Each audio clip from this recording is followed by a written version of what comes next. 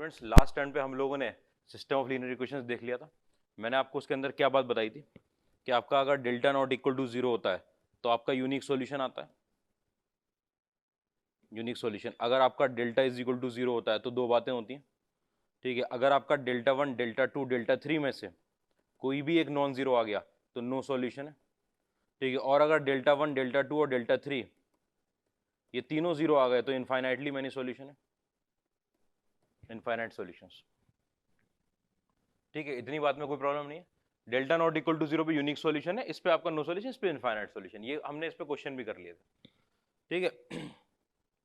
आओ इसी पे क्वेश्चन देखने भी। तो अगला क्वेश्चन क्या कहता है आपका, the system of linear equation, the system of linear equation, system of linear equation. क्या सिस्टम है लीनियर इक्वेशन का? x plus Y plus Z is equal to 2, ठीक है। और आपका 2x plus 3y plus 2z is equal to 5, और आपका 2x plus 3y plus a square minus 1 के साथ z is equal to a plus 1, ठीक है। का पहला option has infinitely many solution for a is equal to 4, B आपका is inconsistent for mod a is equal to √3, ठीक है। Is inconsistent for a is equal to 4, D has unique solution for mod a is equal to √3। चार option है infinite solution का भी, inconsistent मतलब no solution के भी है, और यूनिक सॉल्यूशन का भी है। आपको इनकी कंडीशन निकालनी है। ये ऑप्शन में ऐसे ही दे दिया इन्होंने कि आप तीनों को चेक कर लो कि इसमें से कौन सा ऑप्शन मैच कर रहा है। ये तीन इक्वेशन पढ़ी सिस्टम ऑफ लीनियर इक्वेशन, ठीक है। तो आपको पता है यूनिक सॉल्यूशन सबसे पहले चेक करते हैं, डेल्टा की वैल्यू लिखते हैं पहले। तो equal to not equal to 0 तो बाद में, पहले तो डेल्टा की वैल्यू लिखो, ठीक है। आपके पास क्या आएगा, पहला 1 1 और 1, उसके बाद क्या आएगा 2 3 और 2, उसके बाद क्या आया आपके पास 2 3 और a स्क्वायर माइनस 1, ठीक है। पहले तो मैं इसकी वैल्यू लिखना चाह रहा हूं। मैंने क्या किया, मैंने रो 3 में से रो 2 को घटा दिया। रो 3 में से रो 2 को घटाऊंगा, देखो ये दोनों सेम है, ठीक है। सॉल्व करने के लिए मैंने क्या किया कि रो 3 को लिख दिया रो 3 माइनस रो 2। अगर डेल्टा में इस पे तो कोई असर पड़ा नहीं, 1 1 और 1 आ गया, इस पे भी कोई असर पड़ा नहीं, इसको चेंज थोड़ी किया है। रो 3 को चेंज किया, उसमें से रो 2 घटा दी, 2 में से 2 घटाएंगे 0, 3 में से 3 घटाएंगे 0, ए स्क्वायर माइनस 1 में से 2 घटाओगे ए स्क्वायर माइनस 3, ये आ गया। जैसी डेल्टा की वैल्यू ये आई, आपने रो 3 से एक्सपेंशन कर दिया, पहला तो आया 0 0 माइनस 0 प्लस में ए स्क्वायर माइनस 3 निकल कर आया, और उसके साथ मल्टीप्लाई होता हुआ 3 माइनस 2, मतलब आपके पास डेल्टा की वैल्यू आ गई ए स्क्वायर माइनस 3। डेल्टा की वैल्यू कितनी आ गई, ए स्क्वायर माइनस 3। अच्छा, for unique solution, unique solution के लिए डेल्टा 0 नहीं होना चाहिए। इसका मतलब ए स्क्वायर माइनस 3 की वैल्यू 0 नहीं होनी चाहिए। इसका मतलब ए स्क्वायर की वैल्यू 3 नहीं होनी चाहिए। इसका मतलब ए की वैल्यू प्लस माइनस √3 नहीं होनी चाहिए। इसका मतलब मॉड ए की वैल्यू √3 नहीं होनी चाहिए। अरे ए स्क्वायर की वैल्यू प्लस माइनस √3 का क्या मतलब, वो आगे मॉड ए की वैल्यू √3 ना हो। मॉड ए की वैल्यू √3 ना होगा, ये मतलब ये होता है कि ए की वैल्यू ना √3 और ना माइनस √3 हो। मॉड में क्यों आपने सर क्यों चेंज किया इसको, आज तक तो कर नहीं रहे थे। अरे क्योंकि ऑप्शन दे रखा है ना मॉड ए में, इसलिए चेंज किया। देखो मैं दिखाऊंगा आपको, इसको देखो। इन्होंने बोला यूनिक सॉल्यूशन है mod a is equal to √3 के लिए। आपको पता चल गया मॉड यूनिक सॉल्यूशन के लिए तो मॉड ए √3 के बराबर नहीं आना चाहिए, नहीं आना चाहिए। अभी अभी कंडीशन निकाली, ये ऑप्शन तो हो नहीं सकता, ठीक है। अच्छा, is inconsistent for mod a is equal to √3। अब मैं आपको एक और बात दिखाऊं कि अगर आपका if modulus of a is equal to √3, this implies कि डेल्टा की वैल्यू 0 हो जाएगी। अगर मॉड ए की वैल्यू √3 हो गई, इसका मतलब ए प्लस माइनस √3 हो गया, और प्लस माइनस √3 अगर ए हो गया तो ये वैल्यू 0 हो गई, मतलब डेल्टा 0 हो गया, ठीक है। तो mod a is equal to √3 के लिए डेल्टा 0 हो रहा है ये। लेकिन डेल्टा 0 होने पर आपके ऑप्शन क्या कह रहे हैं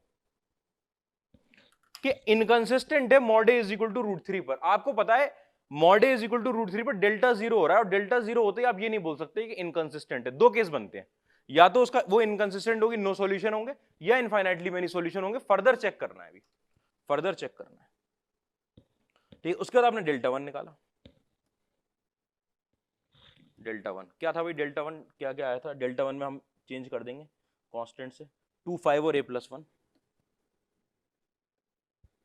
ठीक है। और यहाँ पर आया आपके पास 1 और 1, और यहाँ पर आया 3 और 2, और यहाँ पर आया आपका 3 और a² -1। ये डेल्टा वन आया निकल के। अच्छा अच्छा, डेल्टा वन आ गया। क्या करूं डेल्टा वन के साथ? मैं क्या करता हूं, ओपन कर देते हैं डायरेक्ट, क्या मेहनत करें। 2 मल्टीप्लाई करेंगे, यहाँ पर आएगा 3a² -3, ठीक है, और फिर माइनस में 6, -1 के साथ आपके पास 5a² -5, 5a² -5, -2a -2, और +1 के साथ आपके पास 15 -3a -3, तो ये लेकर आएगा 6a², माइनस -18, माइनस में 5a², ये निकल कर आएगा -7 और -1 प्लस का 7, और प्लस में 2a, प्लस में 15, माइनस में 3, अरे 12, प्लस में 12, प्लस में 12 और माइनस में 3 है। आओ देख लेते हैं। 6a² में से 5a² जाएगा तो बचेगा सिर्फ a², माइनस, अच्छा ये 2a आया, माइनस का 3, माइनस का a, ये -18 है, वो 12 + 7 है, प्लस का 19 है, और माइनस का 18 है, तो कितना निकल रहा है? +1, a² minus a +1। This is always greater than 0, this value is, आपको पता है ना इसका d लेस देन 0 आ जाएगा। इस क्वाड्रेटिक बनी हुई है ए में क्वाड्रेटिक बनी हुई है, d लेस देन 0 आ जाएगा। जैसे ही आपको ये पता चल गया, आप देख लो सर आप क्या बोल रहे हो पता नहीं, आपके पास ये क्वाड्रेटिक बनी हुई है, इस क्वाड्रेटिक का d बताओ मुझे। क्वाड्रेटिक का d आ रहा है 1 -4, मतलब कि -3, d नेगेटिव आ गया, इसका a, ये वाला ये नहीं, क्वाड्रेटिक का जो फॉर्मूला होता है ना, उसके अंदर जो स्क्वायर का जो कोफिशिएंट होता है स्क्वायर वाले टर्म का, ये 1 है। ए पॉजिटिव है, क्वाड्रेटिक में डी नेगेटिव है, तो क्वाड्रेटिक इज ऑलवेज पॉजिटिव। जैसे ही आपको ये पता चल गया, इसके आगे हम सॉल्व ही नहीं करेंगे, जैसे ही आपको ये पता चल गया कि ये जो डेल्टा वन है वो इस क्वाड्रेटिक के बराबर आ रहा है, आपको क्या पता चला कि delta one is equal to a² minus a+1, वो अपने आप में हमेशा greater than 0। This implies delta one अगर हमेशा ग्रेटर देन 0 है, वो कभी भी 0 के बराबर नहीं होगा। अब आपको पता है कि √3 के लिए mod a is equal to √3, for mod a is equal to √3, delta is equal to 0 and delta one is not equal to 0। जैसे आपको एक कंडीशन पता चल गई कि mod a is equal to √3 के लिए डेल्टा 0 हो रहा है और डेल्टा वन 0 नहीं हो रहा, कोई भी एक ही नॉन 0 होना होता है। डेल्टा वन 0 नहीं हो रहा, डेल्टा 0 हो गया, डेल्टा 0 हो गया, डेल्टा आप फौरन बोल दोगे यहां से आपको तो नो सॉल्यूशन मिलेगा और कुछ मिल ही नहीं सकता, क्योंकि एक ही ऐसी कोई वैल्यू नहीं है, कोई वैल्यू जिसके लिए डेल्टा वन को 0 कर दो, क्योंकि ये अपने आप में ऐसी क्वाड्रेटिक इक्वेशन है जिसका कोई रियल रूट नहीं आता। तो डेल्टा वन कभी भी 0 नहीं होगा। अगर डेल्टा वन 0 नहीं होगा और डेल्टा 0 है तो नो सॉल्यूशन है, क्योंकि इनफाइनाइटली मेनी सॉल्यूशन के लिए तो delta one, delta two, delta three तीनों 0 करने होते हैं एक ही लाइन में। पहला डेल्टा वन निकालते सॉल्व हो गया वो।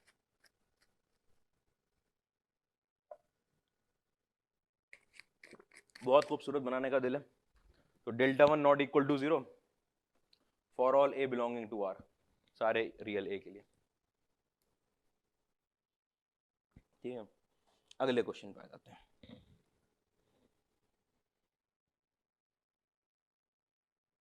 If the system of linear equation,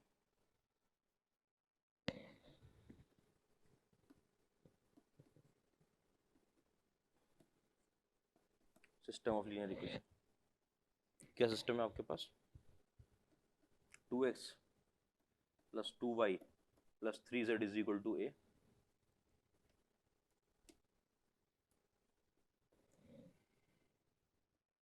3x - y + 5z is equal to b, और x - 3y + 2z is equal to c, where a, b, c are non-zero real numbers, a, b, c non-zero real numbers है, ठीक है। has, ये system of linear equation has more than one solution, more than one solution, then option देखो कैसे दे रखे हैं उन्हें। Option दे रखे हैं b - c minus A is equal to 0। दूसरा ऑप्शन क्या दे रखा है, A plus B plus C is equal to 0। तीसरा ऑप्शन क्या दे रखा है आपको, B plus C minus A is equal to 0। चौथा ऑप्शन क्या दे रखा है आपको, B minus C plus A is equal to 0। कौन सा ऑप्शन, बी माइनस ए प्लस बी प्लस सी, ठीक है, बी प्लस सी माइनस ए और बी माइनस सी प्लस ए, ठीक है, इनमें से कौन सा। अब देखो ध्यान समझना, वो सिस्टम ऑफ लीनियर इक्वेशन है, वो 3 equation, a b c non zero real number है, ठीक है, नॉन जीरो इसलिए लिए क्योंकि फिर नहीं तो अगर जीरो हो जाए तीनों तो होमोजीनियस बन जाएगी, वो होमोजीनियस नहीं बनाना चाह रहे, हमने पढ़ी भी नहीं। काम की बात इसके अंदर सब ये है जो मैंने कैपिटल में लिख दिया।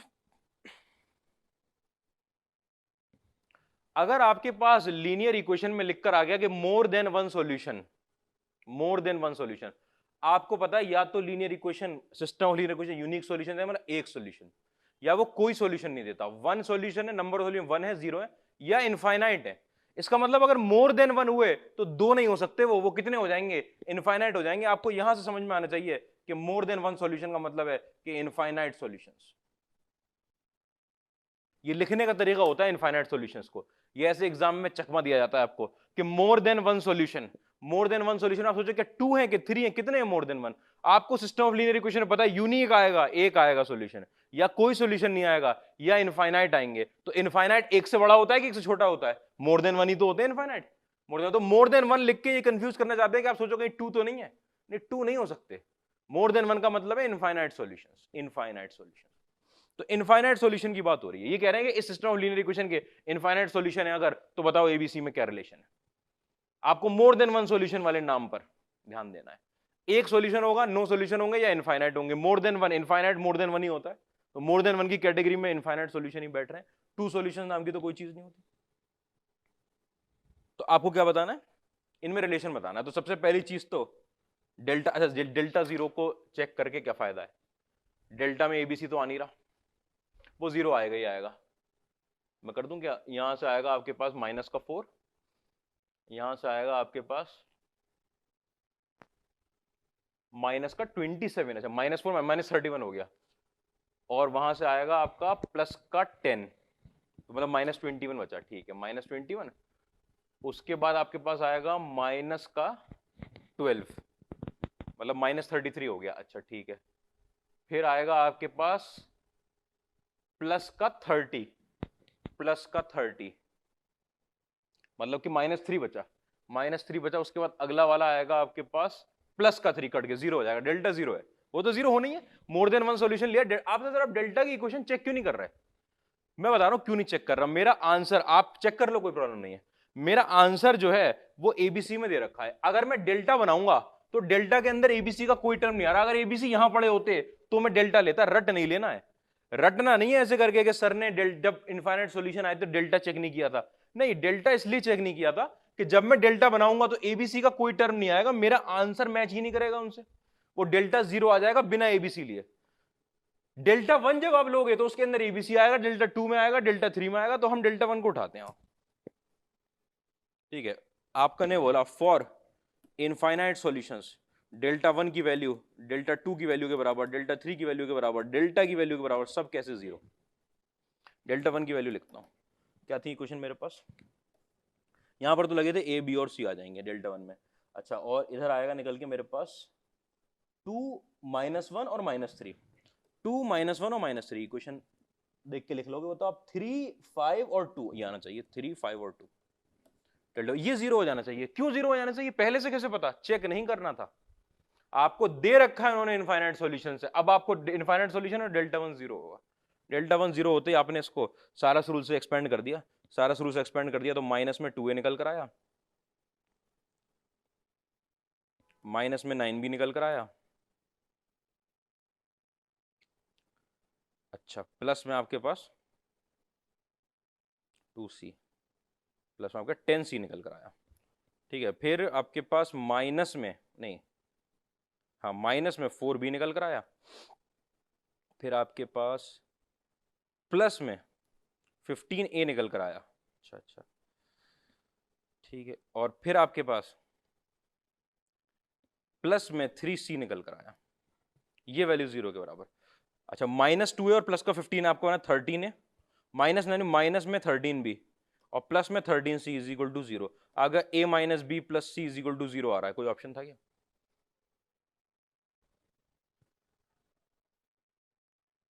a माइनस बी तो नहीं था।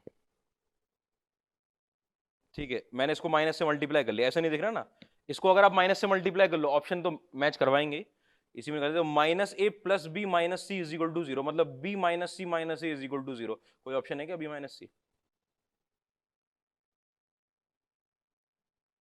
B minus c minus A is equal to 0, ये आया निकल के आपका आंसर। तो बात समझ में आई, मोर देन वन सॉल्यूशन। एक लर्निंग थी इसके अंदर कि अगर मोर देन वन सॉल्यूशन लिखा हो लीनियर इक्वेशन में तो इसका मतलब इनफाइनाइट है सीधे, क्योंकि इनफाइनाइट भी वन से बड़ा ही होता है, वो चालाकी से लिखना चाह रहे हैं। ठीक है, दूसरी बात आपको ये स्मार्टली देखना है कि आपके पास ऑप्शन जो आ रहे हैं वो एबीसी में आ रहे हैं, और अगर आप डेल्टा से चेक करोगे तो वो 0 आ जाएगा बिना एबीसी के यूज के। एबीसी तो आएंगे नहीं, डेल्टा 1 में आ जाएंगे, डेल्टा 2 में भी आ जाएंगे, किसी से भी कर सकते थे आप, आपकी मर्जी थी। अरे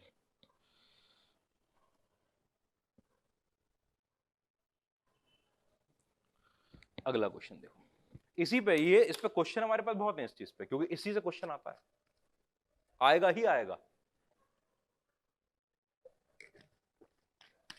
सिस्टम ऑफ लीनियर इक्वेशन से उन्हें चाहिए कि अब हर एग्जाम को चाहिए कि अब सिस्टम ऑफ लीनियर इक्वेशन सीख कराओ। क्यों चाहिए उन्हें? क्योंकि इंजीनियरिंग के फर्स्ट ईयर की मैथ्स में है ये। अब इंजीनियरिंग का तो एग्जाम देने जा रहे हो, तो जो हायर लेवल की चीजें वो तो वो पूछते ही हैं, इसीलिए डेफिनेट इंटीग्रेशन से आता है, क्योंकि वो इंजीनियरिंग में है, समझ रहे? इसलिए उससे ज्यादा क्वेश्चन आता है, इससे भी आता ही आता है। इसलिए तो जो भी हायर स्टडीज की चीज होती है उनसे क्वेश्चन आना जरूरी होता है।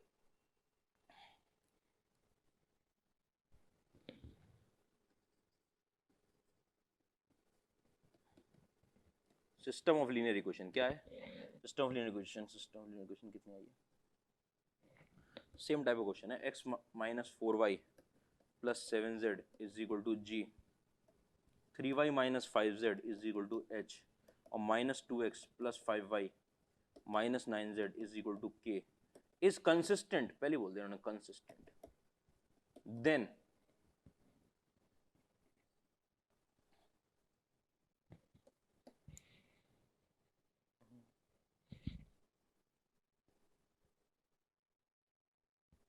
क्या आया? g plus h b 2g plus h plus k is equal to 0, c g plus h plus 2k is equal to 0, d g plus 2h plus k is equal to 0। ध्यान समझना भाई, आपको सब पिछले टाइप ऑफ क्वेश्चन नहीं, थोड़ा सा फर्क, वही वहां पर एबीसी लगे थे, इस बार जीएच, और वही इसी टाइप का रिलेशन एडिशन सब्ट्रैक्शन में रिलेशन पूछ लिया इन्होंने। लेकिन उन्होंने पिछली बार मोर देन वन सॉल्यूशन लिख दिया था, मतलब आपको पक्का कर दिया था कि इनफाइनाइट सॉल्यूशंस है। इस बार लिख दिया कंसिस्टेंट, इस बार इन्होंने, आपको ध्यान देना है कि इस बार लिख दिया कंसिस्टेंट। कंसिस्टेंट में क्या क्या बातें निकलती हैं? कंसिस्टेंट में भैया दो बातें निकलती हैं, कि यूनिक भी हो सकता है और इनफाइनाइट भी हो सकता है। ठीक है, अब मैं आपको समझाऊं, डेल्टा की वैल्यू अब आपको चेक करनी पड़ेगी। डेल्टा की वैल्यू क्यों? अगर डेल्टा की वैल्यू 0 नहीं आई तो यूनिक सॉल्यूशन हो जाएगा, आप ये निकाल ही नहीं पाओगे वैसे तब तो, क्योंकि ये उधर की तो कोई कंडीशन होती नहीं है यूनिक सॉल्यूशन में, जीएस की ना पड़े। और अगर डेल्टा 0 आ गया तो इनफाइनाइटली मेनी सॉल्यूशन होंगे, तो डेल्टा निकालना पड़ेगा पहले। ठीक है, कंसिस्टेंट में दो बातें होती हैं, या तो यूनिक सॉल्यूशन या infinitely many solution. Unique solution infinitely many solution कौन डिफाइन करेगा? कंसिस्टेंट दे दिया उन्होंने कि डेल्टा 0 है कि नॉन 0, आप डेल्टा लिख लो।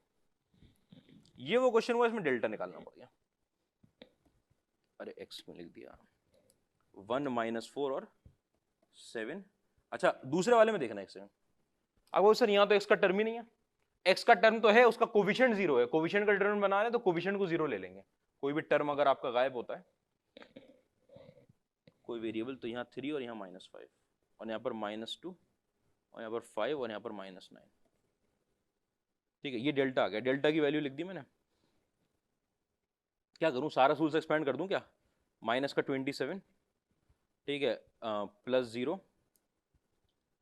और माइनस साइन के साथ आपके पास 40,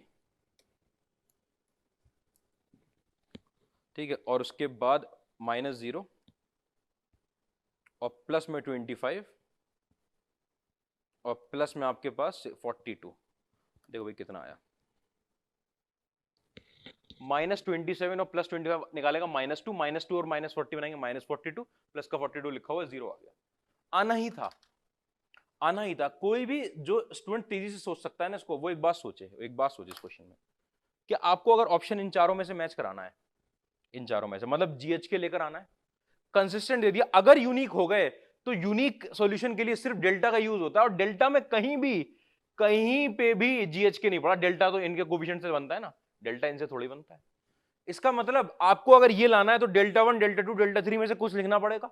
वो यूनिक में आता ही नहीं है, इनफाइनाइट में आता है। इसका मतलब डेल्टा तो 0 होगा ही, ये बात सोच लेनी है खुद ही। दूसरी चीज क्या देखनी है कि यूनिक सॉल्यूशन के लिए अगर मान लो यहां जीएच के होता भी, तो यूनिक सॉल्यूशन के लिए जो डेल्टा की वैल्यू आती है वो इक्वल टू नहीं आती, नॉट इक्वल टू आती है। और यहां कहीं भी नॉट इक्वल टू 0 नहीं लिखा हुआ, अगर जीएच के इधर भी होता तो फिर क्या होता, इनफाइनाइट से निकलते, उसी में 0 के बराबर रखा जाता है। ये सब बातें अगर आप सोच के सीधा डेल्टा 1 निकालो तो एकदम बढ़िया होगा आप फिर। इसका मतलब आपका दिमाग तेज एकदम छलांगे मार रहा है कॉन्सेप्ट पे, तेजी से आगे बढ़ रहा है कि अच्छा ये इधर तो हो नहीं सकता, क्योंकि डेल्टा अगर लेंगे तो जीएच के आएंगे नहीं। इसका मतलब डेल्टा 1, डेल्टा 2, डेल्टा 3 का यूज होगा, वो कंसिस्टेंट में के लिए यूनिक में नहीं होता, इनफाइनाइट में होता है। इनफाइनाइट फिर डेल्टा 1 निकालो, डेल्टा 0 होगा। ये बात अगर आपने आधे सेकंड के अंदर माइंड प्रोसेस कर लेगा इसको, आधे सेकंड, 1.5 सेकंड, 1 सेकंड में कर लेगा, तो आपकी ये मेहनत बच जाएगी। हाँ, आप धीरे धीरे कॉन्सेप्ट पे आ रहे हो, आपने प्रैक्टिस कम करी है, तो आपको ये करना पड़ेगा एग्जाम के दिन। फिर ये सब आप करते हो, फिर आप कहते हो कि पेपर लेंदी था। पेपर लेंदी नहीं था, आपने मेथड ठीक नहीं लगाए। तो डेल्टा 1 की वैल्यू लिख रहा हूं भाई मैं। डेल्टा 1 की वैल्यू यहां पर आएगा जी, एच और के। ठीक है, अच्छा फिर आप डेल्टा 0 हो गया तो आपका delta 1 is equal to delta 2 is equal to delta 3, ये सब 0 होने for infinite solutions. G h k हो गया, उसके बाद क्या लिखेंगे, -4 और 3 और 5। ठीक है, और फिर 7 -5। मैं क्या करता हूँ, मैं डेल्टा 1 नहीं बनाया, सभी 0 है ना, तो मैं डेल्टा 2 या डेल्टा 3 में से कुछ बनाना चाह रहा हूँ। क्यों सर डेल्टा 2 डेल्टा 3 में से क्यों बनाना चाह रहे हो? अगर डेल्टा ये लिखा था तो इसके अंदर एक 0 आ रहा है, मैं इसको हटाना नहीं चाह रहा। अगर डेल्टा 1 बनाऊंगा तो मुझे ये हटा के जीएच के लगाना पड़ेगा, तो ये 0 चला जाएगा, और 0 रहता है तो बढ़िया रहता है, हमारे लिए ईजी रहता है डिटर्मिनेंट सॉल्व करना। ठीक है, तो यहां पर 1 0 और -2 ही लिख दिया। डेल्टा 2 लिख रहा हूं मैं, डेल्टा 2 लिख देता हूं। चलो यहां पर आया जी, एच और के, और यहां पर आ जाएगा फिर 7 -5 और -9, पहले से लिखा हुआ है, वही तो आती है डेल्टा 3 में। यहाँ पे जीएच के आ गया और यहाँ 1 0 2 0 रखने के लिए मैंने सिर्फ डेल्टा 2 ले लिया, आप डेल्टा 1 ले लो। ठीक है, मैंने एक्सपेंड कर दिया कॉलम 1 से, कॉलम 1 से एक्सपेंशन 1 लिखा, -9h + 5k। देखो अब बढ़िया काम है ना, माइनस में 0, -2 के साथ अगर -5g -7h, ये वैल्यू किसके बराबर आई, 0 के बराबर। -9h, अच्छा लिखते हैं आराम से। माइनस में 9h आया, प्लस में 5k आया, ठीक है, प्लस में 10g आया, प्लस में 14h आया इज इक्वल टू 0। तो 14h में से जब 9h जाएगा तो 5h बचेगा, 5h + 5k + 10g, 5h + 5k + 10g is equal to 0। इसका मतलब h प्लस, आंसर लिख देता हूं यहां, h + k + 2g is equal to 0। 5 common निकाल लिया, h + k + 2g, 2g + h + k is equal to 0, ये आपका आंसर। समझ रहे हो बात? प्रैक्टिस के लिए क्वेश्चन।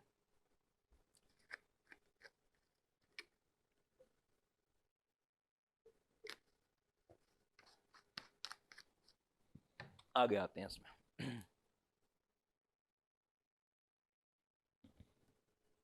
अगला क्वेश्चन देखना भाई, क्या कह रहा है अगला क्वेश्चन। एन ऑर्डर्ड पेयर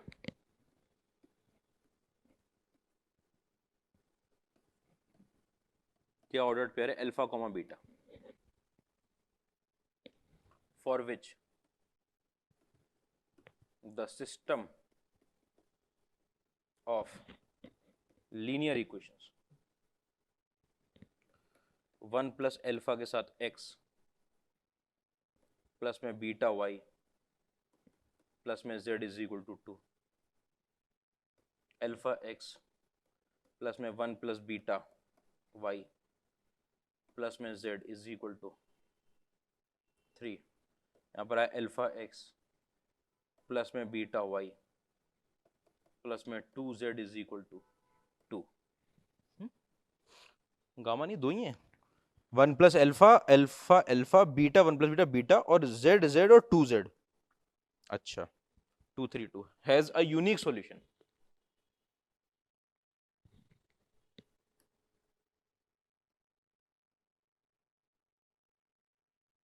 अच्छा एन ऑर्डर्ड पेयर, एक ऑर्डर्ड पेयर अल्फा बीटा निकालना है जिसके लिए यूनिक सॉल्यूशन है, मतलब अल्फा बीटा की वैल्यू निकालनी है यूनिक सॉल्यूशन के लिए। Has a unique solution a 1 -3, b है -1 1, सी है 1 4 और डी है आपके पास -4 2। ठीक है,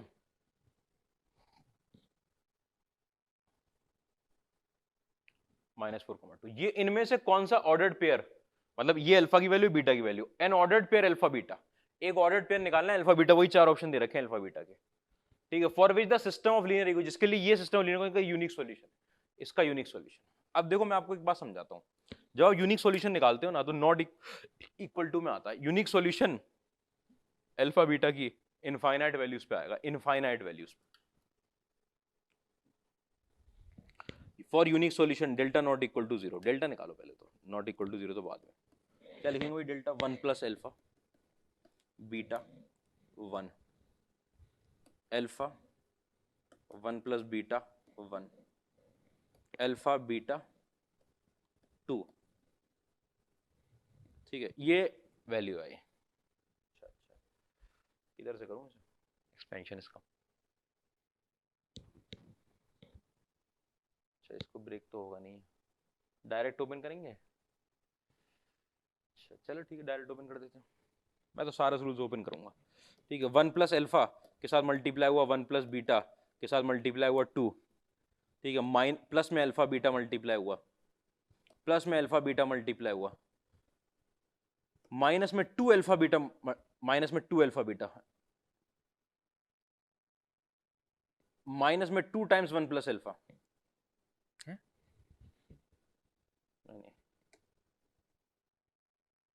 माइनस में beta times 1 plus alpha minus alpha times 1 plus beta. ये डेल्टा की वैल्यू आई है। ठीक है, आप डेल्टा की वैल्यू आप लिखोगे, देखो यहां से 2 के साथ आपके पास 1 plus alpha plus beta plus alpha beta आ जाएगा, प्लस में 2 अल्फा, अच्छा ये तो कट गए, ये तो कट जाएंगे, alpha beta plus alpha beta 2 alpha beta minus 2 alpha beta. ठीक, उसके बाद अगला वाला minus beta minus alpha beta और minus alpha minus alpha beta.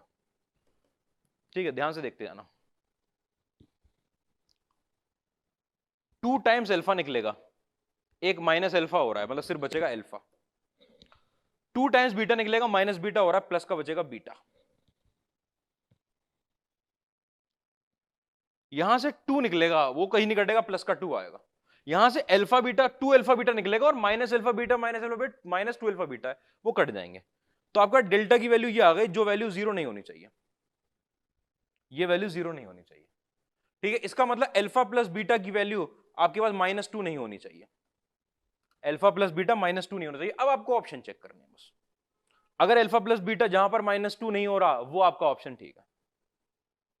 अब ये ऑर्डर्ड पेयर दे रखा था, अगर ये अल्फा की वैल्यू और ये बीटा की वैल्यू, इनका सम -2 आ रहा है, डेल्टा 0 हो जाएगा। ये अल्फा की वैल्यू बीटा की वैल्यू, इनको मैं सम करूंगा तो 0 आ जाएगा।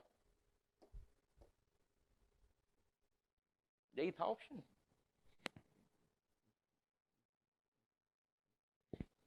तो -1 और -1 है।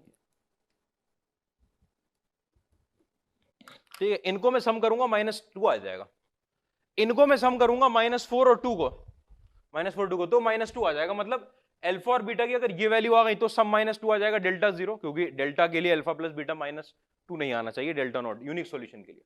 यूनिक सॉल्यूशन के लिए डेल्टा जीरो नहीं होना चाहिए, डेल्टा जीरो के लिए alpha plus beta minus two नहीं होना चाहिए। कैसे नहीं होना चाहिए दिखा देता हूं, ये रहा, डेल्टा जीरो नहीं होना चाहिए, इसका मतलब अल्फा प्लस बीटा की वैल्यू माइनस टू नहीं होनी चाहिए।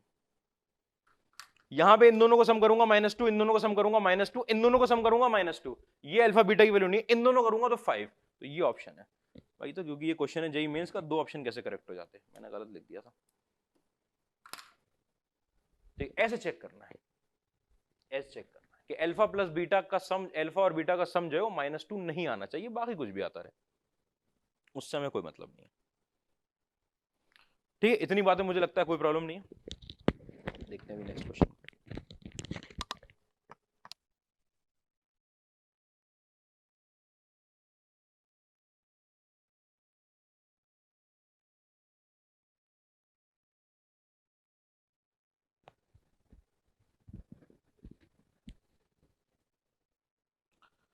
ठीक है, तो नेक्स्ट क्वेश्चन पर आते हैं हम लोग।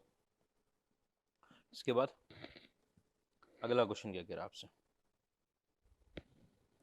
The existence of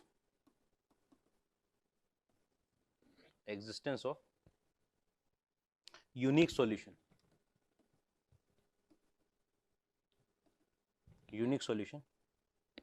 of the system of equation.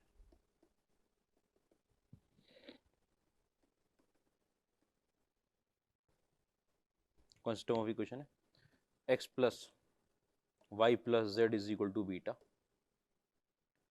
5x minus Y plus alpha Z is equal to 10, 2x plus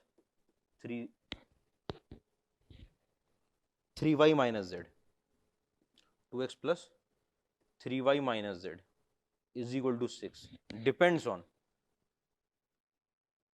existence of unique solution. Unique solution मतलब delta not equal to zero, depends on, पहला option क्या होगा, alpha only, alpha. दूसरा option क्या है आपके पास, beta only. तीसरा option क्या है, अल्फा एंड बीटा बोथ। चौथा ऑप्शन क्या है, नाइदर अल्फा नॉर बीटा। कि यूनिक सॉल्यूशन का जो एग्जिस्टेंस है इसी क्वेश्चन में अल्फा बीटा सब आ रहे हैं, वो किस पे डिपेंड कर रहा है, सिर्फ अल्फा पर, बीटा पर, अल्फा बीटा दोनों पर, ठीक है, या ना अल्फा पर ना बीटा पर, यही है ना। अच्छा, बीटा सिर्फ यही है, कभी नहीं डिपेंड करेगा उस पर, बाहर लगा हुआ है, इनमें लगा ही नहीं है कोएफिशिएंट्स में। ठीक है, क्या करना है कि आपके पास ये लगा हुआ है भाई, ordered pair x plus Y plus Z is equal to beta. हाँ, तो डेल्टा निकाल लें, delta x plus Y plus z था, मतलब 1 1 1 आ गया, और यहाँ पर 5 माइनस 1 और अल्फा आ गया, और यहाँ पर 2 3 और माइनस 1 आ गया, ये डेल्टा आया। तो पहली बात तो डेल्टा की वैल्यू में बीटा आ ही नहीं रहा, तो बीटा पे तो डिपेंड कर ही नहीं सकता। अब ये देखना कि अल्फा पे कर रहा है या अल्फा पे भी नहीं कर रहा। तो डेल्टा की जो वैल्यू आई निकल के, वो कितनी वैल्यू निकल कर आएगी, देखो सारा रूल से खोल रहा हूं, -1 plus 15 plus 2 alpha plus 5 minus 3 alpha plus 2, कितना निकल कर आया यहां पर, एक तो आया 15 plus 5 plus 2 17 minus 1 16, 16 minus alpha, ये डेल्टा की वैल्यू निकल कर आई। डेल्टा की वैल्यू कितनी निकल, 16 माइनस अल्फा, इतनी निकल कर आई ना। पहला वाला आएगा -1, दूसरा वाला आएगा 15, तीसरा वाला आएगा 2 अल्फा प्लस का, ठीक है। फिर उसके बाद 5 और 3 -5, वो माइनस प्लस हो जाएगा, फिर 1 3 और अल्फा, तो 3 अल्फा आएगा माइनस साइन के साथ, फिर प्लस का 2 आएगा, बिल्कुल ठीक है। 16 माइनस अल्फा आ गया, और ये वैल्यू नॉट इक्वल टू 0 होगी यूनिक सॉल्यूशन के लिए। इसका मतलब अल्फा 16 नहीं होना चाहिए। तो अल्फा की वैल्यू पे डिपेंड कर रहा है क्या चीज, यूनिक सॉल्यूशन, अल्फा की वैल्यू पर, ओनली अल्फा, बीटा पे डिपेंड नहीं कर रहा, तो अल्फा ओनली। बिल्कुल सिंपल सा क्वेश्चन था, सिर्फ अल्फा पे डिपेंड करता है। अगला क्वेश्चन देखो भाई, ठीक है, let alpha lambda mu belonging to r, ठीक है, consider the system of linear equation, consider the system of linear equation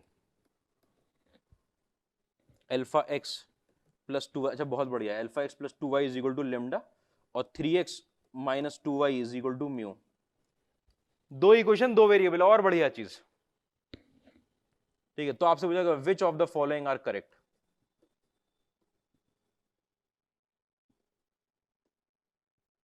अब ऑप्शंस थोड़े से तकलीफ दे, थोड़े बड़े बड़े से ऑप्शंस हैं। ठीक है, पहला ऑप्शन क्या है, अगर आपका अल्फा इज इक्वल टू -3 है then system has infinitely many solutions, infinite solutions for all lambda and mu,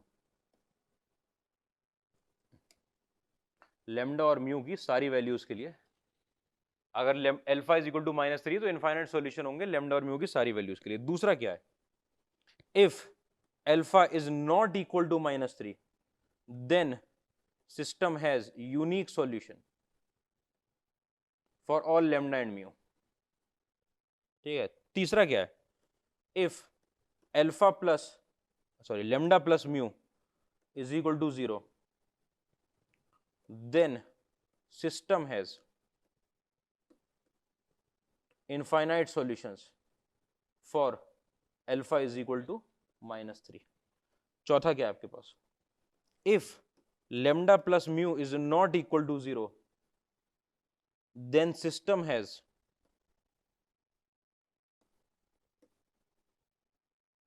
no solution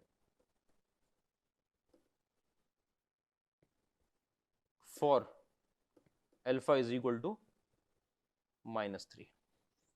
ठीक है भाई, आईआईटी का क्वेश्चन है, जे एडवांस ने पूछा था 2016 में, उन्होंने सब वेरिएबल भर दिए उन्होंने। ठीक है, और मल्टीपल करेक्ट का क्वेश्चन, कि इतना मुश्किल क्वेश्चन नहीं है कि अल्फा लैम्डा और म्यू रियल नंबर है, consider the system of linear equation, ये सिस्टम ऑफ लीनियर इक्वेशन है, which of the following are correct. अगर अल्फा -3 है तो सिस्टम के इनफाइनाइट सॉल्यूशन है, alpha not equal to -3 system का यूनिक सॉल्यूशन है। फिर इसके बारे में बात करी, उसमें भी बात वही लिखी, उल्टी करके लिख दी कि अल्फा अगर -3 है तो अगर लेमडा प्लस म्यू 0 हो जाएगा तो सिस्टम के इनफाइनाइट सॉल्यूशन होंगे, और अल्फा अगर -3 है तो आपका lambda plus mu not equal to 0 हो जाएगा, सिस्टम का नो सॉल्यूशन है। ठीक है, तो आपको अल्फा वगैरह निकालने के लिए, सब चीज के लिए आपको पता है आपको इस सबसे मतलब ही नहीं है। आपके पास 3-4 चीजें दे रखी है, infinite solution, unique solution, no solution. इसका मतलब आपको डेल्टा निकालना है, डेल्टा, डेल्टा 1, डेल्टा 2, डेल्टा 3 तो आएगा ही नहीं इसके अंदर। मैं जरा डेल्टा लिख लूं, डेल्टा देखो क्या आ रहा है आपको, ये इक्वेशन पढ़े, अल्फा 2 3 -2, अल्फा 2 3 और -2, ये डेल्टा आ गया। डेल्टा की जो वैल्यू निकल कर आई वो -2 अल्फा -6। ठीक है, अब यूनिक सॉल्यूशन के लिए डेल्टा 0 नहीं होना चाहिए, यूनिक सॉल्यूशन डेल्टा 0 नहीं होना चाहिए, इसका मतलब -2 अल्फा -6 की वैल्यू 0 नहीं होनी चाहिए, इसका मतलब अल्फा की वैल्यू -3 नहीं होनी चाहिए यूनिक सॉल्यूशन के लिए। अगर अल्फा की वैल्यू -3 नहीं है, अल्फा की वैल्यू -3 नहीं है, तो आपको पता है कि डेल्टा 0 नहीं होगा, और डेल्टा 0 नहीं होगा तो हमेशा क्या आएगा निकल के, यूनिक सॉल्यूशन निकल कर आएगा। तो आ जाओ भाई, कहां लिखा है, ये लिखा है, अगर अल्फा -3 नहीं है then system has unique solution for each lambda and mu. Lambda और म्यू की अब कोई भी वैल्यू होती रहे, हमें उससे कोई मतलब नहीं है, लेमडा और म्यू की, आपका डेल्टा जो है यहां पर नॉट इक्वल टू 0 आ जाएगा अगर अल्फा -3 नहीं होगा। अल्फा की वैल्यू -3 नहीं है, आपका delta not equal to 0, delta not equal to 0 आप क्या बोल दोगे कि यूनिक सॉल्यूशन है, ये तो लग गया, ये तो लग गया। अगर alpha not equal to 3, unique solution की तो एक ही कंडीशन होती है, वो वाला सॉल्व भी हो गया, आंसर भी निकल आया कि अगर डेल्टा निकाला आपने वो इसके बराबर था, ये यूनिक सॉल्यूशन के लिए डेल्टा 0 नहीं होना चाहिए, मतलब ये वैल्यू 0 नहीं होनी चाहिए, मतलब अल्फा -3 नहीं होना चाहिए। अब आप बोलो अल्फा -3 नहीं हो रहा, लेमडा और म्यू का, उससे हमें कोई मतलब ही नहीं होता। आपको पता है लेमडा और म्यू कहां लगे हुए हैं, कांस्टेंट की जगह पर, आपको डेल्टा निकालते में कांस्टेंट से कोई मतलब नहीं होता, वो कुछ भी हो सकते हैं। तो अल्फा की वैल्यू -3 नहीं होनी चाहिए।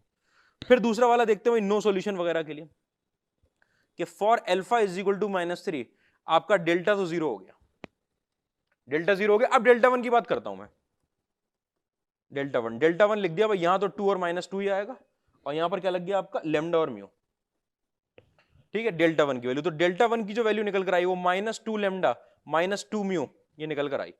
तो डेल्टा 1 निकल कर आया आपके पास -2 के साथ लेमडा प्लस म्यू। ठीक है, -2 के साथ लेमडा प्लस म्यू। अब देखना ऑप्शन, अगर लेमडा प्लस म्यू 0 हो गया, आओ देखो लेमडा प्लस म्यू अगर 0 हो गया, लेमडा प्लस म्यू अगर 0 हो गया तो डेल्टा 1 0 हो जाएगा, डेल्टा 1 0 हो जाएगा। और डेल्टा 2 भी देख लेते हैं साथ साथ, डेल्टा 2 तो दोनों होने होते हैं ना 0। डेल्टा 2 क्या लिखेंगे, यहां पर अल्फा और 3 आएगा और यहां पर लेमडा और म्यू आएगा, ठीक है। डेल्टा 2 की वैल्यू आपको पता है कि आपको निकालना किसके लिए, जब डेल्टा 0 है, तो for delta is equal to 0, alpha is equal to -3, तो आपका यहाँ पर -3 आया, या 3 आया, या लेमडा आया, या म्यू आया, ये लगा हुआ है, ये आपका डेल्टा 2 लगा हुआ है। यहाँ से आपके पास -3 म्यू -3 लेमडा आ गया, -3 के साथ आपके पास लेमडा प्लस म्यू आ गया। अब मैं दोनों लिख देता हूँ। डेल्टा 1 की वैल्यू -2 के साथ लेमडा प्लस म्यू है, डेल्टा 2 की वैल्यू -3 के साथ लेमडा प्लस म्यू है। ये 3 कहां से ले आई है, अरे डेल्टा 1 और डेल्टा 2 का यूज कब आता है, डेल्टा 1 डेल्टा 2 का यूज आता है जब आप यूनिक नो सॉल्यूशन निकाल रहे होते हो, इनफाइनाइटली मेनी सॉल्यूशन। जब आप नो सॉल्यूशन और इनफाइनाइटली मेनी सॉल्यूशन निकालते हो तो उस टाइम पे डेल्टा को क्या लेते हो, 0 लेते हो, और अगर डेल्टा को 0 लिया है तो अल्फा को क्या लिया है, -3 लिया है, तो यहां जो अल्फा आया था उसकी जगह क्या पुट कर दिया है, -3 पुट कर दिया है। अब इन दोनों को ध्यान से देखो, मैं ऑप्शन देख ही नहीं रहा, मैंने आपसे बोला कि अगर आपका लेमडा प्लस म्यू 0 हो गया, दिस इंप्लाइज डेल्टा 1 भी 0 हो जाएगा, डेल्टा 1 भी 0 हो जाएगा, डेल्टा 2 भी 0 हो जाएगा, and alpha is equal to -3 है तो आपका डेल्टा भी 0 हो जाएगा। -3 अल्फा तो -3 लेके सॉल्व कर रहे हैं, इसका मतलब अगर आपका लेमडा प्लस म्यू 0 हो गया तो डेल्टा 1 डेल्टा 2 डेल्टा सब 0 हो जाएंगे। तो if lambda plus mu is equal to 0 तो आपके क्या बन जाएंगे, इनफाइनाइट सॉल्यूशंस, ठीक है।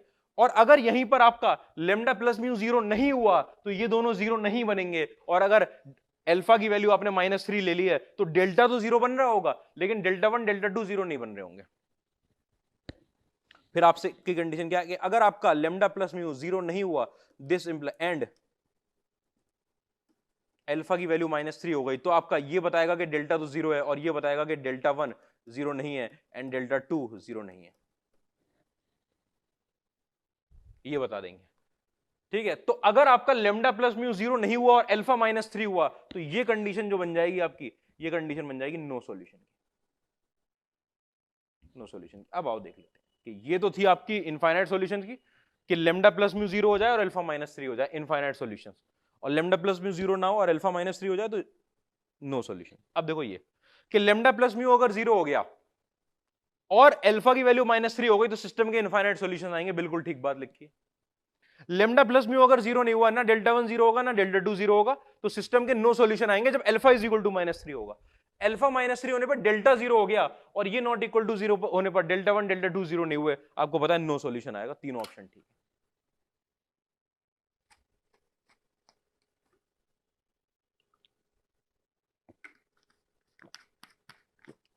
सारी बात इसी में चलनी है, डेल्टा डेल्टा 1 डेल्टा 2 डेल्टा 3 चलता रहेगा, ठीक है। आगे आ जाएं, इसमें तकलीफ नहीं होगी।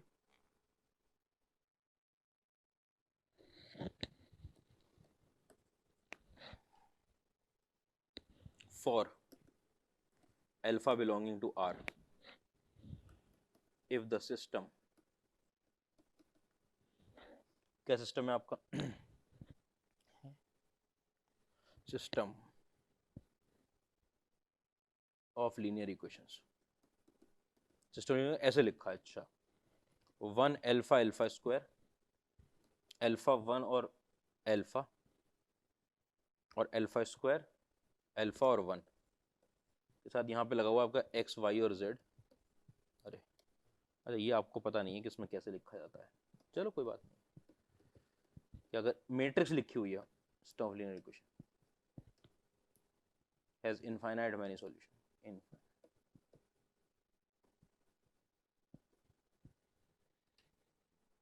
देन वैल्यू कितनी है,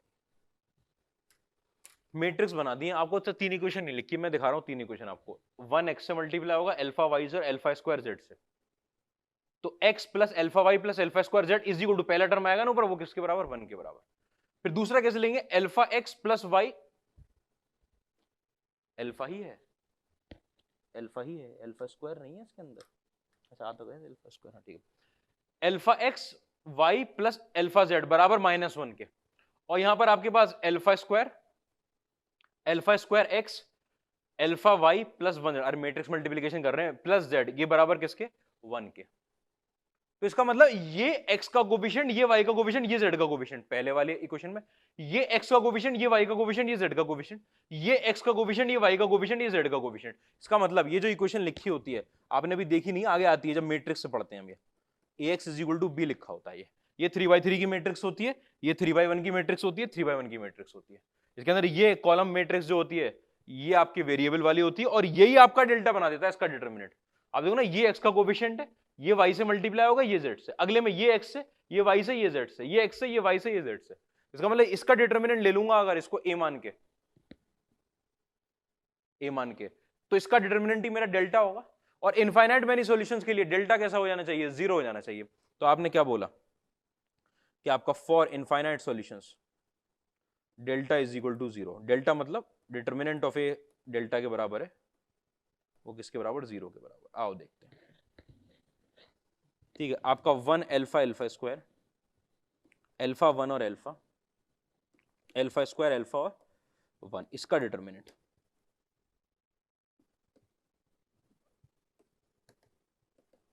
सारा रूल से सबसे बढ़िया एक्सपेंड करना है, तो सिमेट्रिक सा दिख रहा है। 1 आया, प्लस में अल्फा की पावर में 4 आया, प्लस में अल्फा की पावर में 4 आया, माइनस में अल्फा की पावर में 4 आया, माइनस में अल्फा स्क्वायर आया, माइनस में अल्फा की पावर में 4 आया। छह टर्म आ भी गए। 1 1 1 से 1 लिखा, अल्फा अल्फा और अल्फा स्क्वायर से अल्फा की पावर 4 लिखा, अल्फा स्क्वायर अल्फा अल्फा से अल्फा की power 4, alpha alpha alpha alpha है। 4 टर्म किस लिए आया मैं, अल्फा अल्फा 1 से अल्फा स्क्वायर आएगा। अच्छा, अल्फा अल्फा और यहाँ 1 अल्फा अल्फा, फिर अल्फा स्क्वायर आएगा, फिर अल्फा स्क्वायर अल्फा अल्फा की पावर 4, बिल्कुल ठीक है। अल्फा की पावर 4 से अल्फा की पावर 4 कट गया, आपको निकल रहा है अल्फा की power 4 minus 2 alpha square plus 1 is, delta की वैल्यू 0 होनी है इनफाइनाइट मैनी सॉल्यूशन के लिए।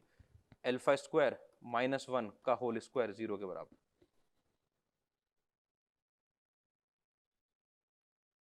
-12, ठीक है। अल्फा स्क्वायर की वैल्यू 1, अल्फा की वैल्यू प्लस माइनस 1, क्या प्लस माइनस 1 ही आ गई वैल्यू सीधे निकल के। अरे गलत तो नहीं कर दिया, 1 आया, अल्फा अल्फा नहीं, ये 1 लिया, ये अल्फा अल्फा और अल्फा स्क्वायर, अल्फा की पावर 4 लिया, अल्फा स्क्वायर अल्फा अल्फा, ठीक है। फिर नीचे अल्फा अल्फा और 1 माइनस अल्फा स्क्वायर लिया, फिर 1 अल्फा अल्फा माइनस का अल्फा स्क्वायर लिया, फिर ठीक है यही आएगी, ठीक है। अल्फा की वैल्यू प्लस माइनस 1, इसके लिए डेल्टा 0 हो रहा है आपका आपसे, लेकिन डेल्टा 0 की सिर्फ बात आपको सेटिस्फाई नहीं कर पाएगी। आपको बोला गया है कि इनफाइनाइटली मेनी सॉल्यूशन है, इसका मतलब डेल्टा 1 भी 0 होना है, डेल्टा 2 भी 0 होना है, डेल्टा 3 भी 0 होना है। अच्छा, अल्फा की वैल्यू आप 1 और -1 के अलावा कुछ और पुट नहीं कर सकते। इसका मतलब या तो अल्फा की वैल्यू 1 होगी या -1 होगी या दोनों होंगी, वो डिपेंड करेगा कि अल्फा 1 अल्फा 2 अल्फा 3 की वैल्यू क्या आ रही है, वो डेल्टा 1 डेल्टा 2 डेल्टा 3 की वैल्यू क्या आ रही है। डेल्टा 1 की वैल्यू लिख दी मैंने, इसमें से इसको हटा दिया, यहाँ 1 -1 और 1 लिख दिया, अल्फा 1 और अल्फा लिख दिया, अल्फा स्क्वायर अल्फा और 1 लिख दिया, डेल्टा 1 की वैल्यू, ठीक है, 0 आनी चाहिए। सारा रूल से खोल रहा हूं, ये 1 आया, ये माइनस में अल्फा क्यूब आया, ये प्लस में अल्फा स्क्वायर आया, ये माइनस प्लस में अल्फा आया, ये माइनस में अल्फा स्क्वायर आया, ये माइनस में अल्फा स्क्वायर आया, ये और ये कट गए आपस में, आपके बचा हुआ 1 minus alpha cube plus alpha minus alpha square, ठीक है, डेल्टा 1। अच्छा, अगर मैंने मान लो डेल्टा 1 का फंक्शन है, इसके अंदर मैंने अल्फा की जगह पर मान लो अल्फा का फंक्शन था, मैंने ऐसे लिख दिया, जैसे एफ एक्स लिखते हैं ना, वैसे डेल्टा 1 अल्फा। अब मैंने इसकी जगह पर एक बार 1 पुट किया, तो 1 -1 प्लस 1 -1 0 आ जाएगा। और अगर मैंने डेल्टा 1 में -1 पुट किया, तो आपकी वैल्यू आएगी यहां से निकल के 1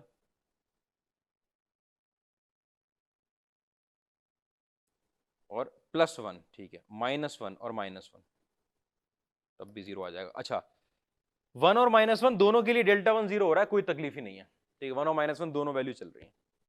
उसके बाद डेल्टा 2 निकालोगे आप। डेल्टा 2 के लिए आपने पहले वाले लिख दिया 1 अल्फा और अल्फा स्क्वायर, ठीक है। इसको आपने लिख लिया 1 -1 और 1, और इसको आपने लिख लिया अल्फा स्क्वायर अल्फा और 1, ठीक। इस डिटर्मिनेंट को सॉल्व किया मैंने, -1 निकल कर आया, सारस रूल से खोल रहा हूं मैं, माइनस प्लस में अल्फा क्यूब निकल कर आया, प्लस में अल्फा क्यूब निकल कर आया, माइनस में अल्फा निकल कर आया, माइनस में अल्फा निकल कर आया, प्लस में अल्फा की पावर 4 निकल कर आया, ठीक। आपके पास निकल कर आया अल्फा की power 4 plus 2 alpha cube minus 2 alpha -1, ये निकल कर आया। अच्छा, डेल्टा 2 में आपने क्या किया कि 1 पुट किया, पहले अल्फा के 1 पुट किया तो 1 + 2 - 2 - 1 0 आ गया। डेल्टा 2 की जगह पर आपने यहां पर अल्फा की जगह -1 पुट किया तो 1 - 2 + 2 और -1, ये भी कितना आ गया, 0 आ गया।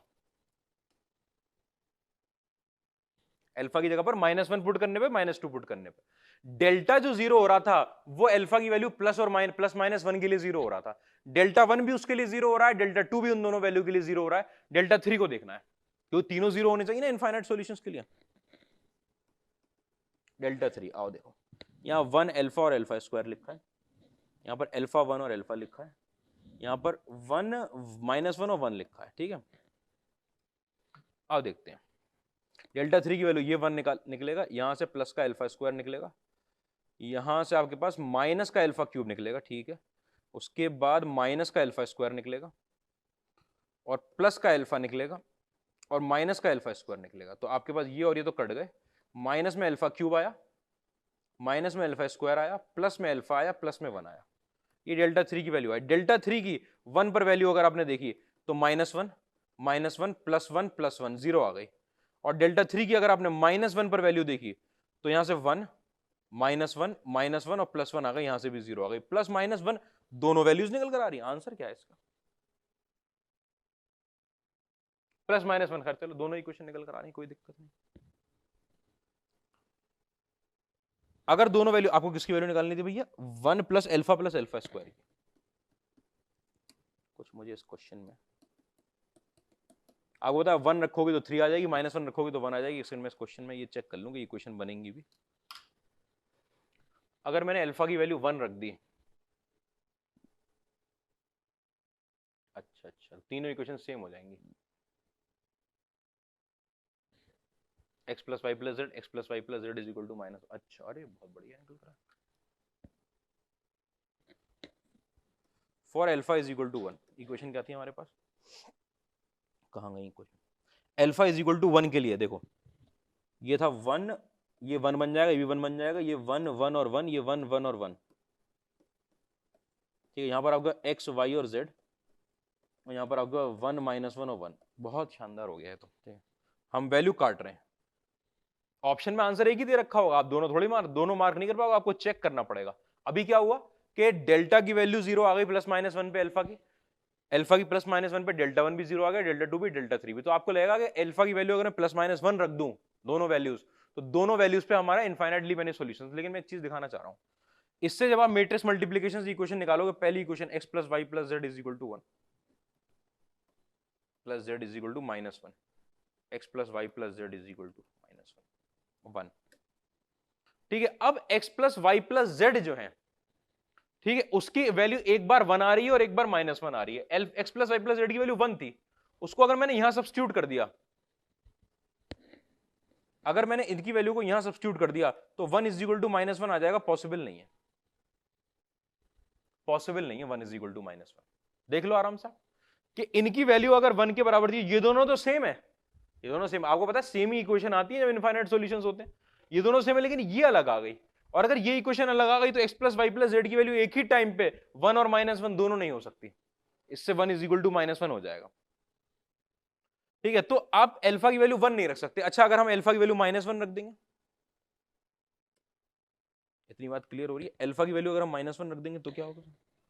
फॉर अल्फा = -1, अल्फा की वैल्यू अगर आपने -1 रख दी, ये मैट्रिक्स क्या बन कर आई? देखो, ये 1 -1 और 1, ये -1 1 और -1, ये 1 -1 और 1, यहाँ पे लगा हुआ आपको x y और z, और यहाँ पर आपका लगा हुआ है 1 -1 और 1, ठीक है। आपके पास निकल कर आया, देखो x - y + z = 1, minus x plus y minus Z is equal to -1 और x minus Y plus Z is equal to 1। ठीक है, इसमें अगर आपने माइनस से मल्टीप्लाई कर लिया इसके अंदर तो ये equation x minus Y plus Z is equal to 1 बन जाएगी। अब तीनों equation x minus Y plus Z is equal to 1, x minus Y plus Z is equal to 1 और x minus Y plus Z is equal to 1 बन गई। आपको पता है कि जब आपके पास इनफाइनाइट सॉल्यूशंस आते हैं, मतलब कि जब दो इक्वेशन होती थी तो लाइंस कोइंसिडेंट होती है, सेम ही इक्वेशन होती है उनकी, तो सेम ही इक्वेशन आ गई। देखो सेम इक्वेशन, पिछले वाले में सेम इक्वेशन नहीं आ रही थी, ये चेक बहुत इंपॉर्टेंट था। यहाँ पर आपने अल्फा की वैल्यू +-1 निकाल ली, +-1 निकालते आपको देखा अच्छा है तो दोनों सेटिस्फाई कर रही हैं, लेकिन नहीं, एक बार नो सॉल्यूशन होगा और एक बार इनफाइनाइटली मेनी सॉल्यूशन होंगे, उसको चेक कर लेना। अल्फा की वैल्यू डेल्टा तीनों पे 0 आ गया था, ये था मैंने बताया, ये मैट्रिक्स लिखी हुई है, मैट्रिक्स मल्टीप्लिकेशन करोगे तीन इक्वेशन बन जाएंगी। तो ये जो लिखा होता है ए, यही डेल्टा बना देता है इसका डिटरमिनेंट। एक तो बात ये समझ में आई, दूसरी बात समझना कि जब आपने डेल्टा निकाला तो डेल्टा तो डायरेक्ट सॉल्व होकर डेल्टा इज इक्वल टू 0 करना है इनफाइनाइट सॉल्यूशंस के लिए, यूनिक तो है नहीं, तो अल्फा की वैल्यू +-1 आ गई उससे। अल्फा की वैल्यू +-1 से आपने डेल्टा 1 निकाला, वो भी 0 आ गया, डेल्टा 2 निकाला, वो भी 0 आ गया, डेल्टा 3 निकाला, वो भी 0 आ गया। इसका मतलब अल्फा इज इक्वल टू +-1 पे डेल्टा, डेल्टा 1, डेल्टा 2, डेल्टा 3 सब 0 हो रहे हैं।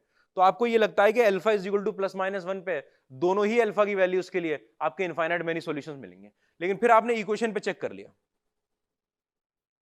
चाहो तो हिसाब लिख लेना अलग से। आपने जैसे ही इक्वेशन पे चेक किया तो जब जब अल्फा की वैल्यू पहली वाली ली अल्फा इज इक्वल टू 1, तब जब आपने इक्वेशन बनाई तो कंसिस्टेंट आ ही नहीं रही थी इक्वेशन, कि वो तो 1 एक बार x plus Y plus Z 1 answer दे रहा है, x plus Y plus Z -1 दे रहा है। अगर इसकी वैल्यू 1 थी और इसकी वैल्यू -1 तभी हो सकता है जब 1 और -1 बराबर हो, ऐसा तो होता नहीं। इसका मतलब अल्फा की वैल्यू 1 नहीं हो सकती, अल्फा की वैल्यू 1 रखने पे कोई सॉल्यूशन नहीं मिलेगा, नो सॉल्यूशन है। तो फिर अल्फा की क्या वैल्यू हो सकती है, -1 हो सकती है, वो रख के भी देख लिया। अल्फा की वैल्यू -1 पे तीनों इक्वेशन सेम हो रही है, इनफाइनाइटली मेनी सॉल्यूशन मिलेंगे। अल्फा की वैल्यू 1 होते ही आपको निकालना था 1 प्लस अल्फा प्लस -1 होते ही, ठीक है। अब आपको पता है कि अल्फा की वैल्यू तो -1 है, तो 1 -1 प्लस 1 की वैल्यू कितनी आ जाएगी, 1। ये एक क्वेश्चन।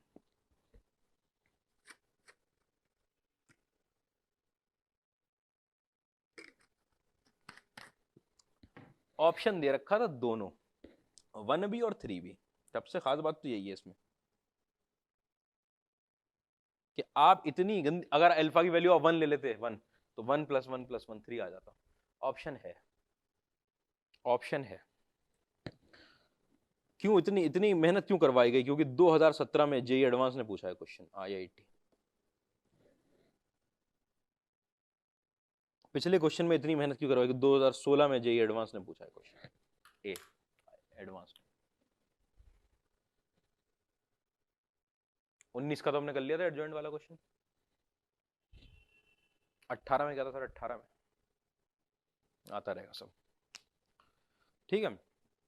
ये मेहनत करवा दी इन्होंने IIT ने कि आपको फंसा ही नहीं सकते थे वो इसमें। तो आप इसमें समझना कि इस क्वेश्चन में ऐसी क्या खास बात थी। मैं आपको बताऊं, ये जो क्वेश्चन बन गया था ना,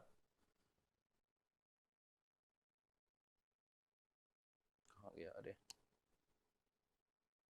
ये जो क्वेश्चन बन गया था ना, इसमें वो आपको अल्फा की वैल्यू निकालने पे नहीं फंसा सकते थे। आप निकाल के ले आते अल्फा की वैल्यू, तो पहले में ही निकल गई। आपने बहुत जिसने दिमाग लगाया कि नहीं डेल्टा इज इक्वल टू 0 पे तो दो बातें होती, उसने डेल्टा 1, डेल्टा 2, डेल्टा 3 भी चेक कर लिया और वो देखे वो भी 0 आ गए। इससे ज्यादा प्रेजेंस ऑफ माइंड IIT के एग्जाम में प्रेशर इतना पड़ा हुआ होता है कि आप शायद ना कर पाओ, ठीक है। और वहां पे उन्होंने इक्वेशन जो बनी हुई थी उसमें गिरा दिया आपको, उन्होंने ऑप्शन पकड़ा दिया। अगर दोनों कि 1 प्लस अल्फा स्क्वायर पूछा, 1 भी दे दिया और आपको 3 भी दे दिया, तो आप दोनों टिक करे आते हैं, दोनों टिक। सोचो अगर मल्टीपल करेक्ट का ही क्वेश्चन होता, मल्टीपल करेक्ट में एक भी आंसर हो जाता है, अगर ये मल्टीपल करेक्ट का ही क्वेश्चन होता तब क्या करते। लेकिन मेरे ख्याल से शायद ये क्वेश्चन इंटीजर का था, अरे इंटीजर का था, तो आपको एक आंसर तो लगानी होता, तब आप सोचते कि अच्छा क्या 1 लगाऊं कि 3 लगाऊं, क्या लगाऊं आंसर, 1 लगाऊं कि 3 लगाऊं,